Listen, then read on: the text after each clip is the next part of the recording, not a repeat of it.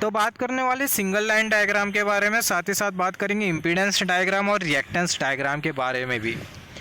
जो power system है, हमें पता है, हमने बात किया था पावर सिस्टम है क्या, जनरेशन से ट्रांसमिशन, ट्रांसमिशन से डिस्ट्रीब्यूशन, डिस्ट्रीब्यूशन से यूटिलाइजेशन तक का जो प्रोसेस है उसी को ही हम लोग बेसिकली बोलते हैं पावर सिस्टम। ये जो पावर सिस्टम है ये एक बहुत बड़ा ह्यूज नेटवर्क होता है और ये पावर सिस्टम में बहुत सारे electrical devices, electrical machines use होती है, जैसे कि जनरेटर हो गया, ट्रांसफार्मर हो गया, फिर उसके बाद अपना ट्रांसमिशन लाइन होगी, ट्रांसमिशन टावर हो गया, बस बार हो गया, सर्किट ब्रेकर हो गया, फ्यूजेस हो गया, an number of electrical components connected होते हैं। तो यहाँ पर अगर हम लोग हर एक चीज़ को अगर हम लोग एक्सप्रेस करते बैठे, जैसे कि हमने डिस्कस किया, ये जो पावर सिस्टम में बहुत ह्यूज नेटवर्क होता है, अगर हम लोग हर एक कंपोनेंट का अगर हम लोग डायग्राम बनाते बैठे, हर एक कंपोनेंट का अगर हम लोग डायग्राम बनाते बैठे, तो ऐसे केस में जो पावर सिस्टम है फिर हर एक कंपोनेंट का अगर हम लोग कंस्ट्रक्शन करते बैठे पावर सिस्टम को समझने के लिए, जैसे फॉर एग्जांपल पहला है जनरेटिंग एंड, जहाँ पर थर्मल पावर प्लांट हो सकता है, हाइड्रो इलेक्ट्रिक पावर प्लांट हो सकता है। तो जनरेटिंग एंड को समझने के लिए हमने पूरा थर्मल पावर प्लांट बना दिया, हमने एक एक चीज़ बना डाली थर्मल पावर प्लांट का, जो अपना बॉयलर है वो बना दिया, हीट एक्सचेंजर बना दिया, टरबाइन बना दिया, जनरेटर बना दिया, हमने सब कुछ बना दिया। फिर उसके बाद हमने दूसरा वो बना दिया, क्या बोलते हैं, स्विचिंग यार्ड हमने बना दिया, जिसमें हमने हर एक कंपोनेंट के डायग्राम बना दिए। अगर हम लोग ऐसा करते बैठेंगे ना, तो ऐसे केस में पावर सिस्टम तो हम लोग बिल्कुल भी नहीं समझ पाएंगे। तो यहाँ पर ये जो जनरेटिंग स्टेशन है इसको हम लोग शो कर सकते हैं with the help of this one symbol. यहाँ पर ये जो हमें जो सिंबल जो दिखाई दे रहा है, ये हमें क्या इंडिकेट कर रहा है, ये हमें इंडिकेट कर रहा है जनरेटिंग स्टेशन, या फिर हम लोग बोल सकते हैं power plant. In simple word, ये जो पावर सिस्टम है इसमें इतने सारे कंपोनेंट्स लगे होते हैं कि अगर हम लोग हर एक कंपोनेंट को अगर हम लोग डायग्राम से बनाते बैठे, हर एक कंपोनेंट का स्ट्रक्चर फिगर बनाते बैठे, तो ऐसे केस में होगा क्या, ओवरऑल जो कॉम्प्लेक्सिटी होगी वो इंक्रीज़ कर जाएंगी और जो पावर सिस्टम है उसको तो हम लोग बिल्कुल भी समझ ही नहीं पाएंगे। तो यही रीज़न की वजह से जो पावर सिस्टम है उसे समझने के लिए पावर सिस्टम को कॉम्पैक्ट बनाने का काम करता है एक डायग्राम, जिसको हम लोग बोलते हैं single line diagram. Single line diagram के हेल्प से अब तक के हमने जो भी पावर सिस्टम को समझा है, जनरेशन से हो रहा है, ट्रांसमिशन, डिस्ट्रीब्यूशन, फिर उसके बाद यूटिलाइजेशन, ये हम लोग जो समझते आ रहे हैं with the help of the single line diagram. अगर हमने जैसे कि स्टार्टिंग की वीडियो में बात किया था कि ट्रांसफार्मर लगा होता है कुछ इस तरीके से, वोल्टेज को स्टेप अप करता है, तो हमने जो डायग्राम जो बनाया इसी को ही हम लोग बोलते हैं सिंगल लाइन डायग्राम। तो जो सिंगल लाइन डायग्राम है वो करता है क्या, जो पावर सिस्टम है उसे कॉम्पैक्ट बना देता है और जो पावर सिस्टम है उसे समझने में बहुत हेल्प करता है। तो जो डायग्राम हमने जो बनाया इसी को ही हम लोग बोलते हैं सिंगल लाइन डायग्राम। यहाँ पर ये हमने कंसीडर किया पावर प्लांट, और उसके बाद यहाँ पर ये लगा होता है ट्रांसफार्मर। ये जो ट्रांसफार्मर है वो कौन सा ट्रांसफार्मर है, स्टेप अप ट्रांसफार्मर है। पावर प्लांट से पावर जनरेट होगा, मान लेते 11 kV में जनरेशन हुआ, फिर उसके बाद वो जो 11 kV का जो वोल्टेज होगा ट्रांसफार्मर में जाएगा, जो ट्रांसफार्मर है वो क्या करेगा, 11 kV के वोल्टेज को स्टेप अप करेगा, ट्रांसफार्मर का जो वोल्टेज होगा मान लेते 765, फिर उसके बाद जो 765 kV का जो वोल्टेज है उसको हमने ट्रांसमिशन लाइन में ट्रांसमिट किया, फिर उसके बाद रिसीविंग एंड साइड पर स्टेप डाउन ट्रांसफार्मर होगा, जो कि क्या करेगा, जो वोल्टेज है 765 का उसे स्टेप डाउन करेगा, फिर स्टेप डाउन करने के बाद ये जो वोल्टेज होगा उसको हम लोग अलग अलग जगह पे क्या कर देंगे, डिस्ट्रीब्यूट कर देंगे। तो यहाँ पर बहुत हद तक क्लियर है कि जो लाइन, ये जो सिंगल लाइन डायग्राम है इसके हेल्प से जो पावर सिस्टम है उसको हम लोग बहुत आसानी से समझ सकते हैं। जो सिंगल लाइन डायग्राम में क्या करता है, पावर सिस्टम को बना देता है कॉम्पैक्ट। तो यहाँ पर अगर हम लोग देखें, entire power system can be understand in a very simple way. Entire power system को हम लोग समझ सकते हैं in a very simple way with the help of this symbolic representation, या फिर हम लोग बोल सकते हैं component. With the help of single line diagram, each and every component in power system can be shown. तो with the help of single line diagram के help से पावर सिस्टम के हर एक कंपोनेंट को हम लोग शो कर सकते हैं। तो जैसे कि हमने डिस्कस किया, ये जो सिंगल लाइन डायग्राम है वो क्या कर सकता है, पूरे पावर सिस्टम को समझा सकता है बहुत सिंपल वे में। सिंगल लाइन डायग्राम पूरे पावर सिस्टम को क्या कर देता है, कॉम्पैक्ट कर देता है और हमें पूरे पावर सिस्टम को बहुत आसानी से समझा देता है सिंगल लाइन डायग्राम। तो पूरे पावर सिस्टम को हम लोग समझ सकते हैं बहुत आसान तरीके से with the help of symbolic representation और component which is shown in the single line diagram. यहाँ पर अगर हम लोग देखें, और जैसे कि हमने डिस्कस किया, सिंगल लाइन डायग्राम के हेल्प से पावर सिस्टम को समझना बहुत आसान होता है। यहाँ पर अगर हम लोग देखें सिंगल लाइन डायग्राम में क्या क्या कंपोनेंट्स यूज़ करते हैं, यहाँ पर अगर हम लोग देखें, यहाँ पर ये बेसिकली हमने यूज़ किया एक सिंबल या फिर आप बोल सकते हैं कंपोनेंट हमने यूज़ किया है सिंगल लाइन डायग्राम में। ये हमने कंसिडर किया ट्रांसफार्मर, ये पावर्स, ये जनरेटिंग एंड, यहाँ पर ये ट्रांसमिशन लाइन हमने कंसिडर किया है। तो यहाँ पर अगर हम लोग देखें component in single line diagram, transmission क्या क्या कंपोनेंट हम लोग यूज़ करते हैं सिंगल लाइन डायग्राम में। तो सिंगल लाइन डायग्राम में हम लोग यूज़ करते हैं ट्रांसमिशन लाइन, जिसमें होता है सेंडिंग एंड और receiving end. Single line diagram में हम लोग यूज़ करते हैं मेजरिंग इक्विपमेंट, मतलब सीटी और पीटी। प्रोटेक्टिव इक्विपमेंट हम लोग यूज़ करते हैं सिंगल लाइन डायग्राम में, जैसे कि सर्किट ब्रेकर हो गया, आइसोलेटर हो गया। बस बार हम लोग यूज़ करते हैं, bus bar with which incoming and outgoing lines are connected. Single line diagram में हम लोग बस बार शो करते हैं। बस बार एक ऐसा कंपोनेंट होता है, एक ऐसा इक्विपमेंट होता है जिसके साथ बहुत सारी इनकमिंग लाइन और आउटगोइंग लाइन कनेक्टेड होती है। तो सिंगल लाइन डायग्राम में आप क्या क्या कंपोनेंट शो करते हो, सिंगल लाइन डायग्राम में आप क्या क्या शो करते हो। ट्रांसमिशन लाइन शो करते हैं हम लोग सेंडिंग एंड और रिसीविंग एंड के साथ। मेजरिंग इक्विपमेंट शो करते हैं, जैसे करंट ट्रांसफार्मर हो गया, पोटेंशियल ट्रांसफार्मर हो गया। प्रोटेक्टिव इक्विपमेंट शो करते हैं, जैसे कि सर्किट ब्रेकर हो गया, बस बार शो करते हैं एंड सो ऑन। तो यहाँ पर हमने बात किया सिंगल लाइन डायग्राम के बारे में। सिंगल लाइन डायग्राम बनाने के लिए to draw single line diagram following factor should be known.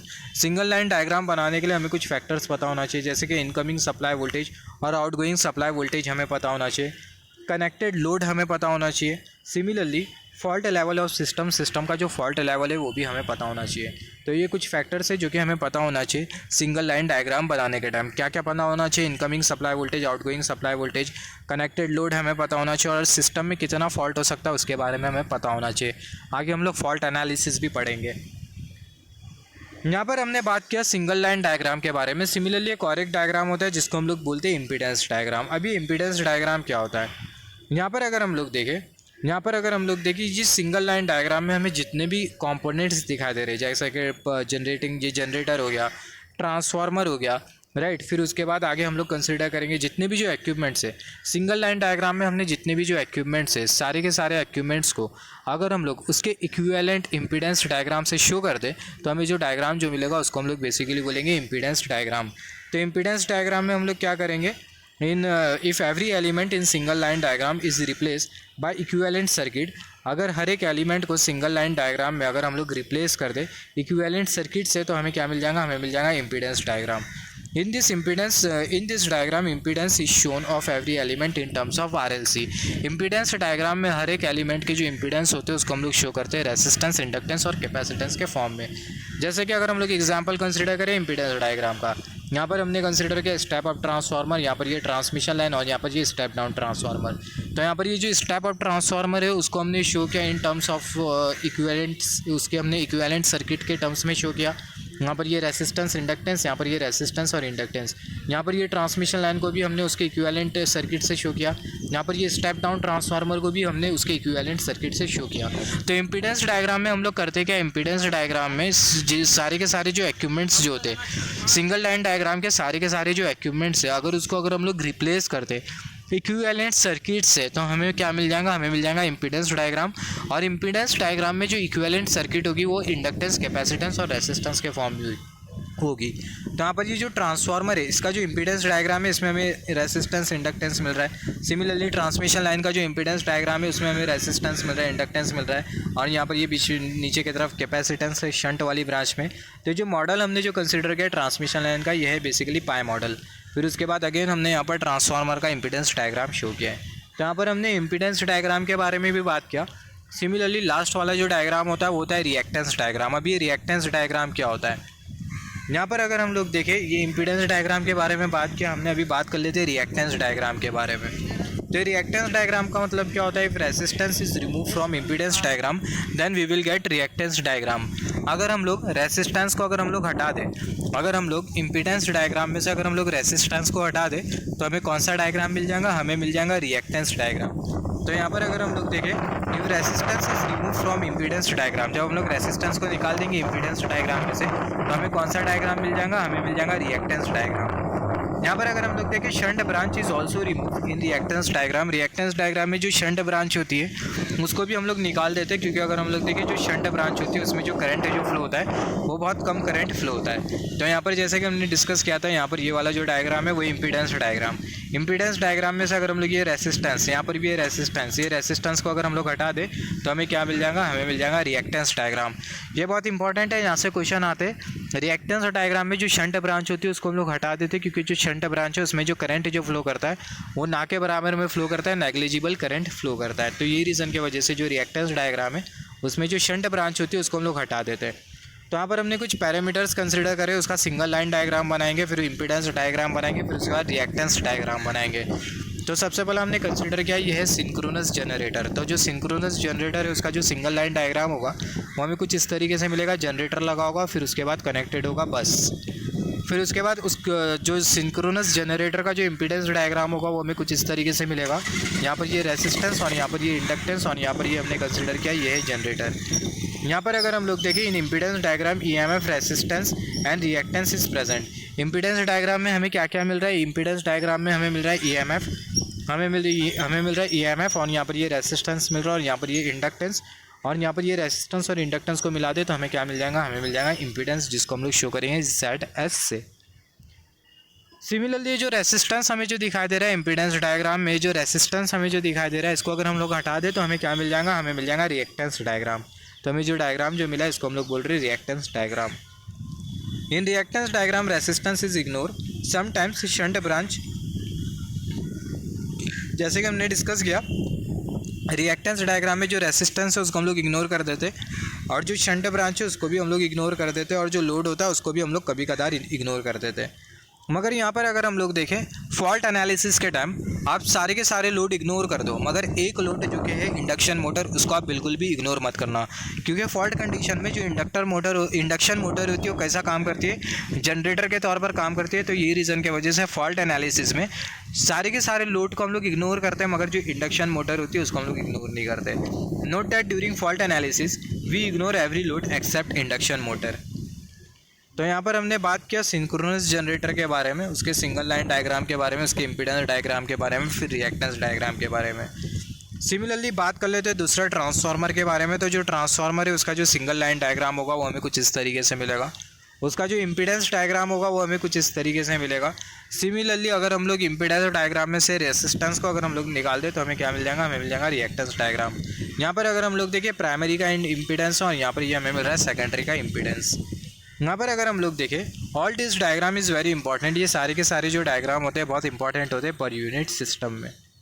तो हमने सिंगल लाइन डायग्राम पढ़ा, हमने बात किया इम्पीडेंस डायग्राम के बारे में, रिएक्टेंस डायग्राम के बारे में।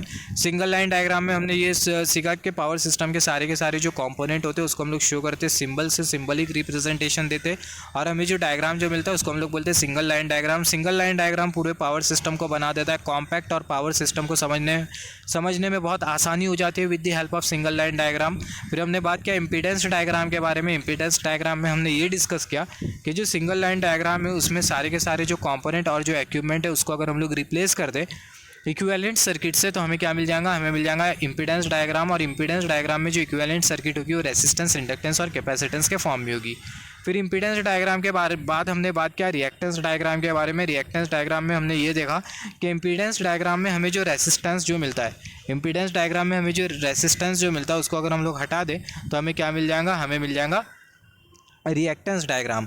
फिर उसके बाद हमने ये भी डिस्कस किया रिएक्टेंस डायग्राम में जो शंट ब्रांच होती है उसको हम लोग इग्नोर कर देते क्योंकि शंट ब्रांच में ना के बराबर में करंट होता है। हमने ऐसा भी बात किया था कि जब फॉल्ट होगा तो रिएक्टेंस डायग्राम में सारे के सारी जो लोड होगी उसको हम लोग इग्नोर करेंगे, मगर एक लोड को स्किप करते हुए जो कि होगा इंडक्शन मोटर, क्योंकि फॉल्ट के टाइम जो इंडक्शन मोटर है वो हमारे सिस्टम में पावर को डिलीवर करती है।